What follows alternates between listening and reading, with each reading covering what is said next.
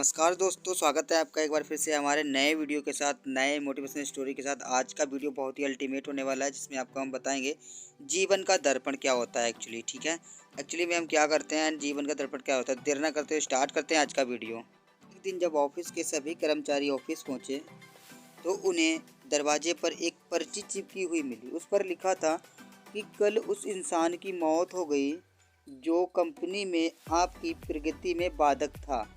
उसे श्रद्धांजलि देने के लिए सेमिनार हॉल में एक सभा आयोजित की गई है। ठीक 11 बजे उसे श्रद्धांजलि देने सभा में सबका उपस्थित होना अपेक्षित है, यानी कि अनिवार्य है, यानी सभी को सभा में आना जरूरी है। ठीक है, तो अपने एक सहकर्मी की मौत की खबर पढ़कर पहले तो सभी दुखी हुए, लेकिन कुछ देर के बाद उन सब में एक जिज्ञासा उत्पन्न होने लगी कि आखिर वह कौन था जो उनकी और कंपनी की प्रगति में बाधक था।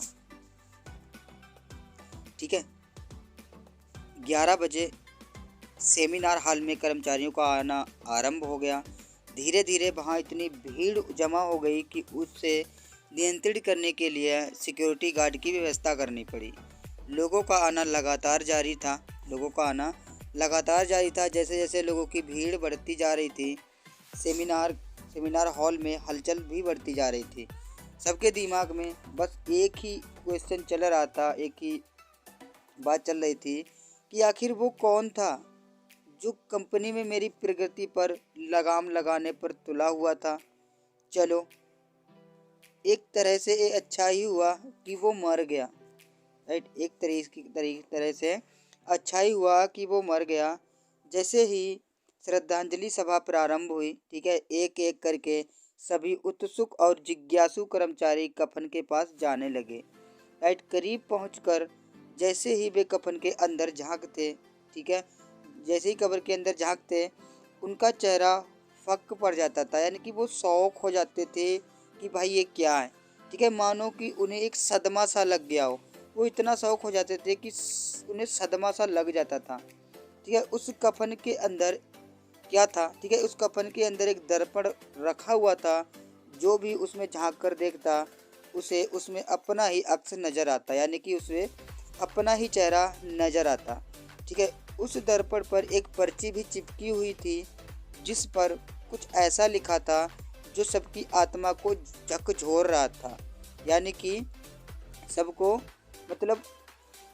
मतलब ये कि उनको शौक कर रहा था। राइट, वो क्या था, वो ये लिखा था कि केवल एक ही इंसान है। ठीक है, वो केवल एक ही इंसान है जो आपकी प्रगति में बाधक है, और वो आप खुद हैं। ठीक है, आप ही वो इंसान हैं जो अपने जीवन में क्रांति उत्पन्न कर सकते हैं।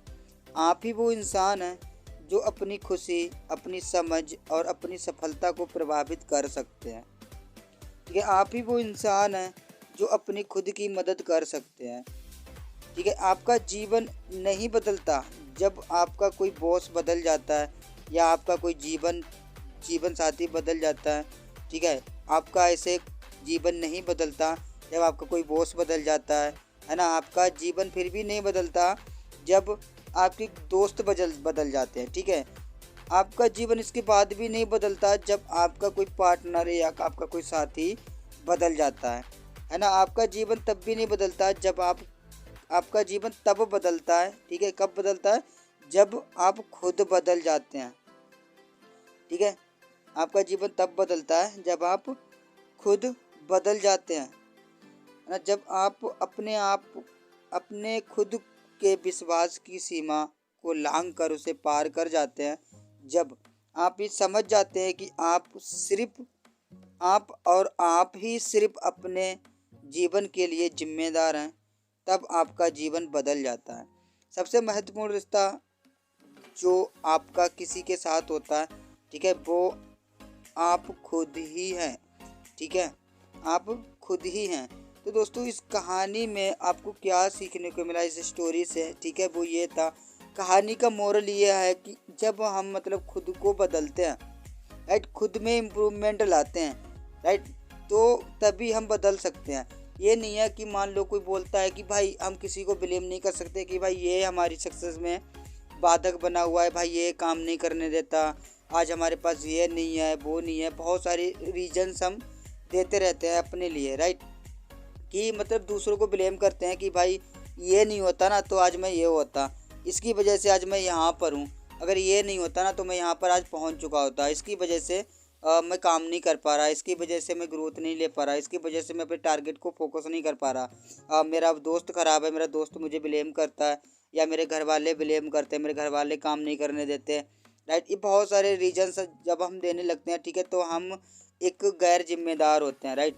एक जिम्मेदार पर्सन वो कभी भी किसी को ब्लेम नहीं करता, कभी भी किसी को टैग नहीं करता कि ये पर्सन मेरे लिए मेरी सफलता में मेरे उसमें बाधक बना हुआ है, राइट।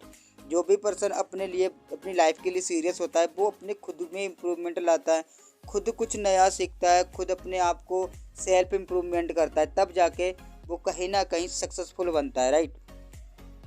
तो अगर आपको एक स्टोरी पसंद आई हो, ठीक है, इसमें आपको थोड़ी बहुत तो अगर नॉलेज मिली हो, ठीक है, तो वीडियो को लाइक करो एंड हमारे चैनल पर अगर नए हो तो उसको सब्सक्राइब कर लो एंड नए वीडियो को देखने के लिए, ठीक है।